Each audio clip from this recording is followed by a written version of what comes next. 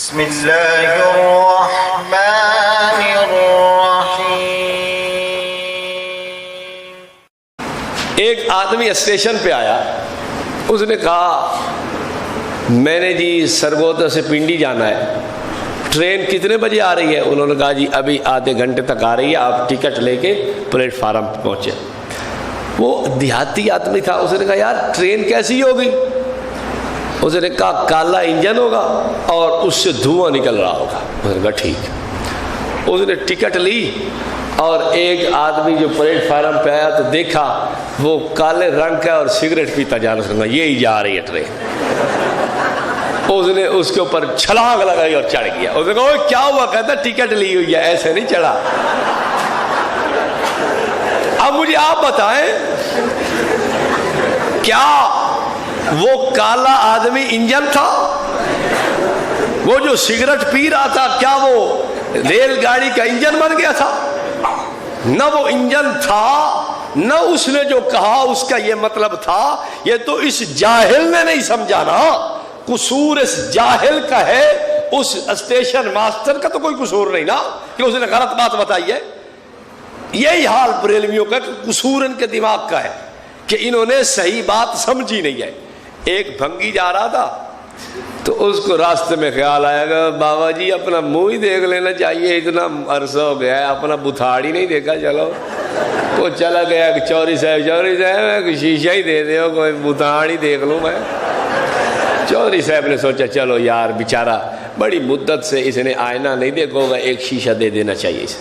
اس نے شیشہ دے دیا، اس میں تو نظر ہی کچھ نہیں آتا بابا جی یہ کیا ہے؟ اس نے پھر اس پہ کپڑا شپڑا مارا، یار چلو کوئی چلو درویش بندہ سو۔ اس نے کہا کچھ نہیں نظر آتا۔ اس نے پھر لیا، پھر اس نے اچھی طرح پانی لگا کے گیلا کر کے صاف کر کے دیا۔ اس نے کہا لے دیکھ ہون ویک۔ اس نے کہا کچھ نہیں۔ اس نے جو دیکھا دکاندار نے تو یہ شیشے کی الٹی طرف دیکھ رہا تھا۔ اور عقل تیرا اپنا خراب ہے، تو آئینے کو کہتا ہے کہ اس میں کچھ نظر نہیں آتا۔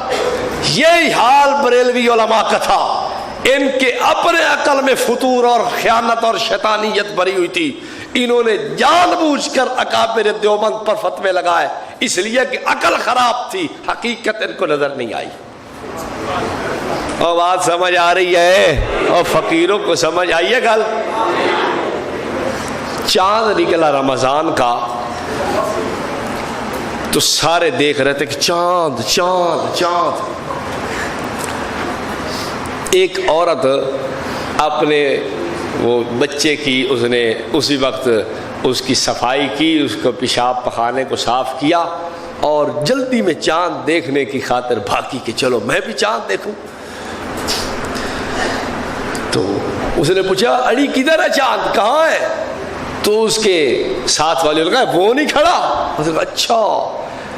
عورتوں کی عادت ہوتی ہے کہ ہاتھ پھر ناک پہ رکھ لیتی ہیں، ہاں وہی ہاتھ اس نے وہاں رکھا۔ کہتی ہے کہ چاند تو نکلو ہوا ہے لیکن اس دفعہ ہے بدبودار۔ اب میں آپ سے پوچھتا ہوں کہ چاند بدبودار تھا یا اس نے ہاتھ نہیں دھوئے؟ اگر یہ ہاتھ نہ دھوئے تو چاند کا کیا قصور ہے؟ چاند تو ویسے ہی نکلا ہے، چاند جیسے پہلے نکلتا ہے اب بھی نکلا ہے، چاند میں تو کوئی بدبو نہیں ہے۔ لیکن چونکہ اس کا ہاتھ یہاں ہے، یہ ادھر سے سانس بھی لے رہی ہے ادھر سے سونگ بھی رہی ہے، تو یہ کیا کہہ رہی ہے؟ بولیے ہے یا نہیں؟